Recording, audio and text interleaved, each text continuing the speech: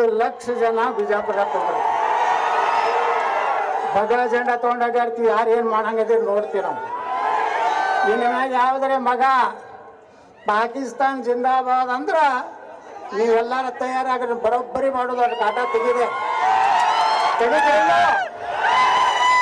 ಈ ದೇಶದ ಅನ್ನ ತಿಂತೀರಂದ್ರ ಈ ದೇಶಕ್ಕೆ ಋಣ ಇರ್ಬೇಕು, ಪಾಕಿಸ್ತಾನಕ್ಕಲ್ಲ. ಇಲ್ಲಕಂದ್ರೆ ಪಾಕಿಸ್ತಾನಕ್ಕೆ ಹೋಗ್ರಿ. ಈ ದೇಶದ ನನ್ನ ನೀರು ಗಾಳಿ ನಮ್ಮದೆಲ್ಲ ತಿಂದು ಇವತ್ತು ಪಾಕಿಸ್ತಾನ ಪರವಾಗಿ ಮಾತಾಡೋರ ವಿರುದ್ಧ ನಮ್ಮ ಹೋರಾಟದ ಕೇಸ್ ಹಾಕ್ತಿದ್ರೆ ಹಾಕ್ರಿ. ನಾವು ಪಾಕಿಸ್ತಾನ ವಿರುದ್ಧ ಮಾತಾಡ್ತಿ ಕೇಸ್ ಹಾಕ್ತೀರಾ? ಹಾಕ್ರಿ, ಐ ಆಮ್ ರೆಡಿ. ಈ ರೀತಿ ನಮ್ಮನ್ನೆಲ್ಲ ರಂಜಿಸಿ ಕರ್ನಾಟಕದಾಗ ಇವತ್ತು ಇಡೀ ಕರ್ನಾಟಕ ಅಡ್ಡಾಡ್ಲಕತ್ತೀನಿ ನಾನು. ಬೀದೂರಿನಲ್ಲಿ ಅಡ್ಡಾಡಿದೆ, ಕಲಬುರಗಿ ಹೋಗಿದ್ದೆ, ಮೊನ್ನೆ ಬೆಳಗಾವಿ ಜಿಲ್ಲೆ ಹೋಗಿದ್ದೆ, ನಿನ್ನೆ ಬಾಗಲಕೋಟೆ ಜಿಲ್ಲೆ ಹೋಗಿದ್ದೆ. ಎಲ್ಲಿ ಹೋದ್ರು ಸಣ್ಣ ಹಳ್ಳಿ ಐತೆ ಅಂದ್ರೆ 1000ದಿಂದ 1200 ಸೇರ್ಲಾಕತ್ತಾರ ಮಂದಿ. ಇಲ್ಲಿ ಒಂದು ಅಂತ ತಿಂಗಳಿಂದ ಒಬ್ರು ಮಾಡಿದ್ರು 25,000 ಮಂದಿ ಇದ್ರು ತಿಳಿದವ್ರು. ಸ್ಟೇಜ್ ಮುಂದೆ ಮಂದಿನೇ ಇರಲಿಲ್ಲ. ನೋಡಿರಲ್ಲ ಹೆಂಗಾಗ್ಯಾವ ಕಾರ್ಯಕ್ರಮಗಳು. ಅದಕ್ಕೆ ಬಂಧುಗಳೇ, ಬಿಜಾಪುರದವ್ರು ಯಾರು ಅಂಜಬೇಡ್ರಿ. ನಾ ಇರುತ್ತನ ಏನೋ ಅಂಜತಕ್ಕದಲ್ಲ. ಎಲ್ಲ ನೀವು ಏನೇ ಸುಳ್ಳು ಕ್ರಿಮಿನಲ್ ಕೇಸ್ ಹಾಕಿದ್ರೆ ಜಾಮೀನು ಮಾಡ್ಕೊಂಡು ಹೊರಗೆ ತರುವಂತ ತಾಕತ್ತಿ ಯತ್ನಾಳ್ ಬಸವರಾಜ್. ನಾವು ದೇಶಕ್ಕಾಗಿ ಮಾತಾಡ್ತಾ ಇದ್ದೀವಿ, ಸನಾತನ ಹಿಂದೂ ಧರ್ಮಕ್ಕಾಗಿ ಮಾತಾಡ್ತಾ ಇದ್ದೀವಿ. ನಾವು ಈ ದೇಶದ ಅನ್ನ ತಿಂದು ಬೇರೆ ದೇಶದ ತಾಯಿಗಂಟ ಅಲ್ಲ. ಅದಕ್ಕೆ ನಾವು ಮಹಾತ್ಮ ಬಸವೇಶ್ವರರು ನಮ್ಮವ್ರೆ, ಬಾಬಾ ಸಾಹೇಬ್ ಅಂಬೇಡ್ಕರ್ ನಮ್ಮವ್ರೆ, ಛತ್ರಪತಿ ಶಿವಾಜಿ ಮಹಾರಾಜರು ನಮ್ಮವ್ರೆ, ನೇತಾಜಿ ಸುಭಾಷ್ ಚಂದ್ರ ಬೋಸ್ ನಮ್ಮವ್ರೆ, ಸರ್ದಾರ್ ವಲ್ಲಭಭಾಯಿ ಪಟೇಲ್ ನಮ್ಮವ್ರೆ, ಭಾರತದ ಪ್ರಧಾನಮಂತ್ರಿ ನರೇಂದ್ರ ಮೋದಿಯವರು ನಮ್ಮವ್ರೆ. ಮುಂದೊಬ್ಬರು ಬರೋರು ಅದಾರ, ಯಾರು?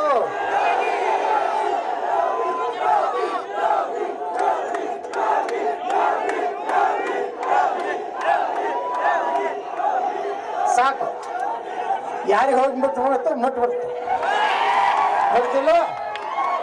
ಅದಕ್ಕೆ ಯಾರು ಏನು ಅಂಜಬೇಡ್ರಿ.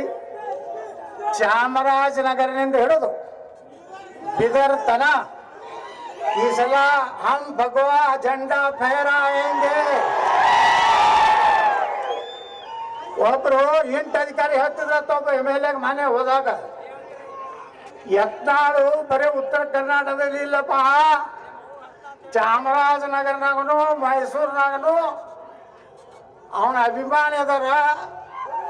ಅವ ಬಂದು ಭಾಷಣ ಮಾಡಿದ್ರೆ ಒಂದು MLA 15ರಿಂದ 20,000 ಓಟ್ ಹೆಚ್ಚಾಗ್ತಾವ ಅಂತೇಳಿ ಒಬ್ರು ಹಿಂದೆ ಅಧಿಕಾರಿಗಳು ಆಗ್ತದೆ. ಅಂತ ಶಕ್ತಿ ಇವತ್ತು ಎಲ್ಲಿ? ಛತ್ರಪತಿ ಶಿವಾಜಿ ಮಹಾರಾಜರು ಸಣ್ಣವರಿದ್ದಾಗ ಇಲ್ಲಿ ಬಂದಾಗ ಏನಿಲ್ಲ, ಒಬ್ಬ ಆಟ ಕಡಿಲಕತ್ತಿದ್ದ ಈ ಅಗಸಿ ಒಳಗ, ಅವನೇನು ಕೈ ಕಡದದ್ದು ಉದಾಹರಣೆ ಇತ್ತು. ಶಿವಾಜಿ ಮಹಾರಾಜರದ್ದು ಬಿಜಾಪುರ ಇತಿಹಾಸ ಇದೆ. ಆ ಬಿಜಾಪುರ ಭೂಮಿಯಿಂದ ನಿಮ್ಮೆಲ್ಲರ ಆಶೀರ್ವಾದದಿಂದ ಯಾರ್ದೋ ನಾ ಚಮಚಾಗಿರಿ ಮಾಡಿ ಭಾಷಿಸಂ ಮಾಡಿ ನಾನು MLA ಆಗಿಲ್ಲ. ನಾನು ಪ್ಯೂರ್ ಹಿಂದೂಗಳ ಓಟ್ ಮ್ಯಾಗ MLA ಆಗೀನಿ. ನನಗೆ ಯಾರ್ದು ನಾನು ಪ್ಯೂರ್ ಭಗವಾ झंडा ಮ್ಯಾಗ ಓಟ್ ಆಗೀನಿ. ನರೇಂದ್ರ ಮೋದಿಯವರ ಆಶೀರ್ವಾದದಿಂದ ಓಟ್ ನಾನು MLA ಆಗೀನಿ. ಬಂಧುಗಳೇ, ಇವತ್ತಿನಿಂದ ಯಾರು ಎಲ್ಲ ದಯವಿಟ್ಟು ಬಂಧುಗಳೇ, ಇವತ್ತ ದೇಶ ಬಹಳ ಗಂಡಾಂತರಿಕರ ಐತಿ. ಪಾಕಿಸ್ತಾನ ಯುದ್ಧ ಆಗುವ ಸಂಭವ ಐತಿ.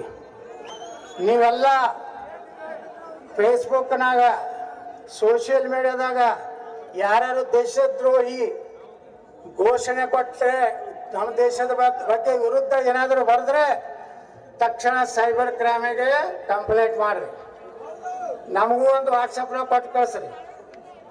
ಪೊಲೀಸರ ಅಧಿಕಾರ ಏನೋ ಅದ್ರ ಮ್ಯಾಗ ಆಕ್ಷನ್ ತಗೊಳ್ಳಿಲ್ಲ ಅಂದ್ರೆ ನಾವು ಹೆಂಗೆ ಅವ್ರಿಗೆ ಕೋರ್ಟಿನಿಂದ ಆಕ್ಷನ್ ತಗೊಂತ ಕೆಲಸ ಮಾಡಬೇಕು, ನಾವೆಲ್ಲ ಮಾಡ್ತೀವನಂತ ಮಾತನ್ನ ಹೇಳಕ್ಕೆ ಬಯಸ್ತಾ ಇದ್ದೀವಿ. ಒಂದು ವೇಳೆ ಇವತ್ತು ನಮ್ಮ ಕೂಡಲ ಸಂಗಮದ ಶ್ರೀಗಳಂತ ಜಯ ಬಸವ ಮೃತ್ಯುಂಜಯ ಮಹಾಸ್ವಾಮಿಗಳು ಪಾರ್ಲಿಮೆಂಟ್ನಲ್ಲಿ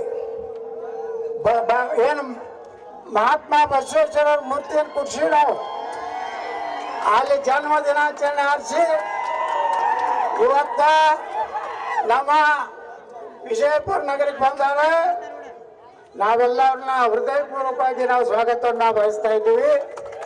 ನಾವೆಲ್ಲ ಪ್ರೀತಿಯ ಚಲನಚಿತ್ರ ನಟರು ಬಂದಾರೆ, ಅವರಿಗೂ ಸಹ ಸಾಕಷ್ಟು ನೀವು ಒಳ್ಳೆ ರೀತಿಯಿಂದ ಟಾಟಾ ಬಾಯ್ ಬಾಯ್ ಮಾಡಿರಿ.